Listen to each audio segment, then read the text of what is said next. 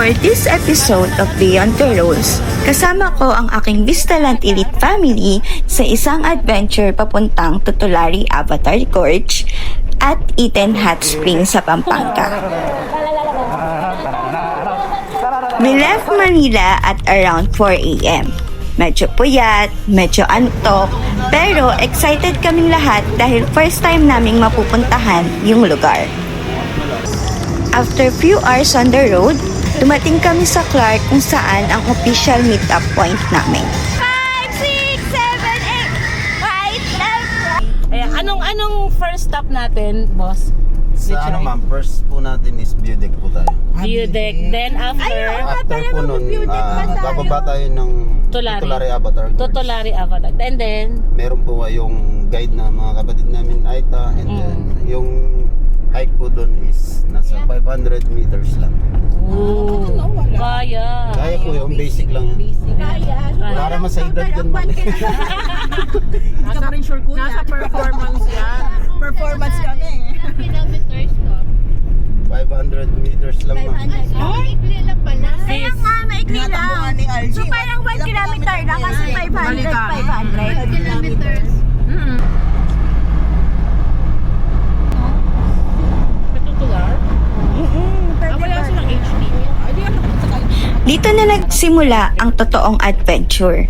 Habang papunta sa Inararo View Deck, mapapansin mo agad na iba ang landscape ng lugar.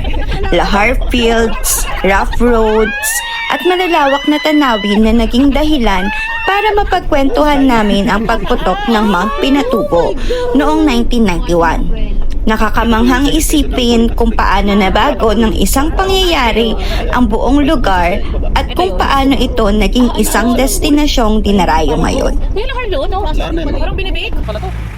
First stop, Inararo View Deck. Isa sa mga moments na mapapahintukan na lang at titingin sa paligid. Ang lawak at ang ganda ng tanawin.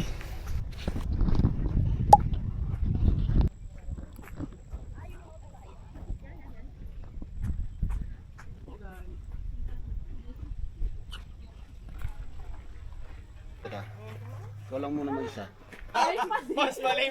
Okay, 1, 2, 3. Pause pa mama. Pero hindi pa dito ang main event. Sumakay ulit kami at dumaan sa mas maraming lahar roads papunta sa pinaka-inaabangan naming destination. O bata pa tayo noon, mga panahon. Ano, nakikinig ba? Kasi tanda ko rin nakikinig ba ito ng nanay. O bata pa nga. Sinasaktan ka na daw ako doon.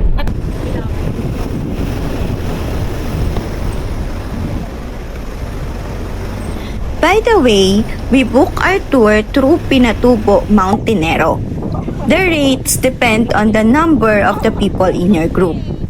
Pero if wala naman kayong sariling group, pwede rin kayong sumali as a joiner. So they also have pick-up points in Manila aside from the Clark meet-up location, making the trip more convenient for participants coming from different areas. Good luck sa mga sapatos. Na mga TikTok.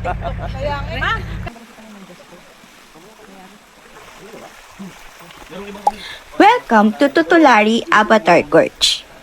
Pagpasok pa lang namin, gets mo agad kung bakit tinatawag itong Avatar Gorge.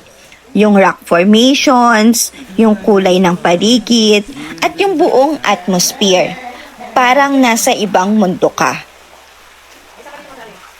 Ang salitang tutulari ay mula sa salitang tutulo o dripping dahil sa tubig na tumutulo mula sa mga bato sa loob ng gorge.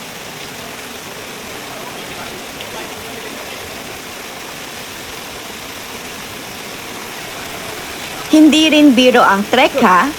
May mga hagdan na kailangan mong akyatin at babaan, may mga batong kailangan mong lagpasan, at syempre may konting hingal moments. The trek is around 500 meters one way. So roughly 1 kilometer in total, papunta at pabalik. Hindi man siya sobrang haba, may mga bahagi na medyo challenging dahil sa mga hagdan na dadaanan. Ang isa pang interesting sa Tutulari ay iba rin ang itsura nito depende sa season. During summer daw, mas kita ang dramatic rock formations at mas malinaw ang mga daan. While during rainy season, katulad ngayon, mas buhay ang paligid dahil sa dumadaloy at tumutulong tubig sa mga bato. Kaya mas lalo mo maiintindihan ang pangalan nito. Pero, habang papalalim ka sa gorge, mas lalo mong na-appreciate ang ganda ng lugar.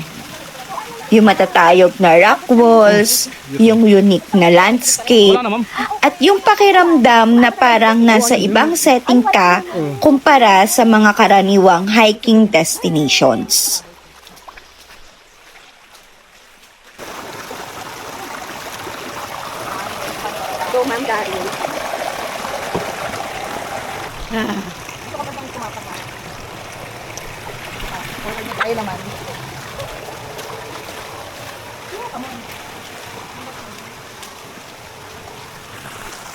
Ala! Gano'ng kalalim ba yan? Wala, paano kung hindi ko kaya?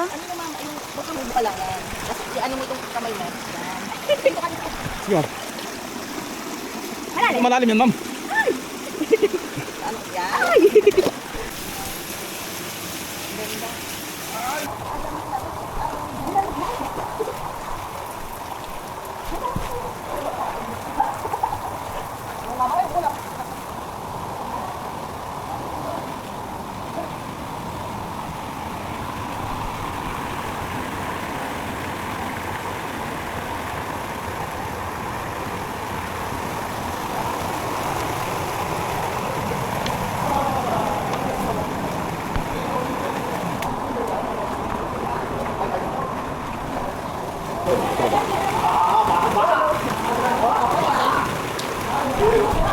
Ano?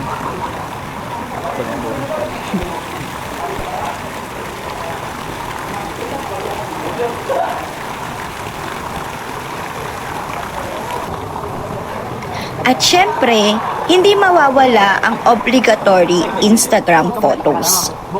Kahit medyo nakakapagod umakyat sa mga bato, sulit naman kapag nakita mo na ang picture.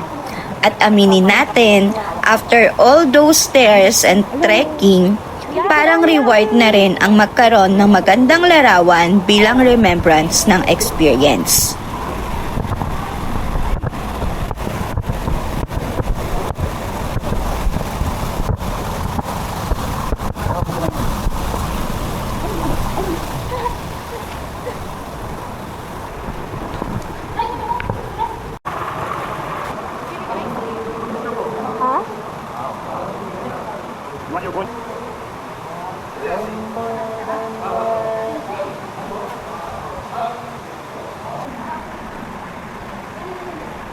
Kumakit na mga kapo.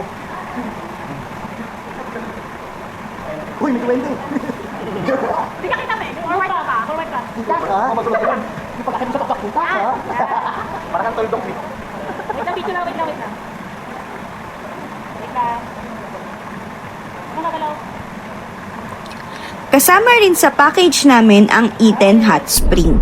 Kaya pagkatapos ng trek sa Tutulari Avatar Gorge, dumiretso kami sa susunod naming destination. And honestly, hindi lang destination ang na-enjoy namin, kundi pati ang biyahe papunta doon. Habang binabaybay namin ang Lahar Fields, may mga bahagi ng daan na may umaagos na tubig, kaya mas naging exciting ang ride. May konting splash at maraming tawanan habang dumadaan ang sasakyan sa mga mababaw na water crossings. Pagdating namin sa Eden Hot Spring, doon na talaga nagsimula maramdaman ng katawan namin ang buong trek. At sakto naman dahil ito ang perfect way to end the adventure. Parang unti-unting nawawala ang pagod sa mahabang lakaran, pag-akyat ng hagdan, at buong araw na adventure habang nagpapahinga at nagbababad sa mainit na tubig. After all the climbing, trekking, and dusty roads, the relaxing atmosphere of Eden Hot Spring felt like a well-deserved reward.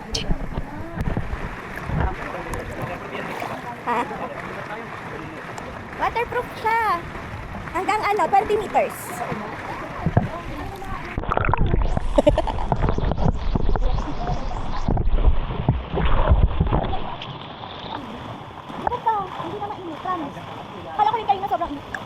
One thing I realized during this trip is that adventure isn't always about going somewhere far or conquering difficult. Sometimes, it's simply saying yes to an experience, spending time with good people, and creating memories together. This trip became more meaningful because I got to share it with my Vistaland Elite family. And as I continue this Beyond the Rules series, mas lalo kong nare-realize na mahalagang magkaroon tayo ng moments outside of work, outside of our responsibilities, and outside of our usual routines. Because beyond the roles we play every day, there is still so much life waiting to be experienced. Until the next adventure!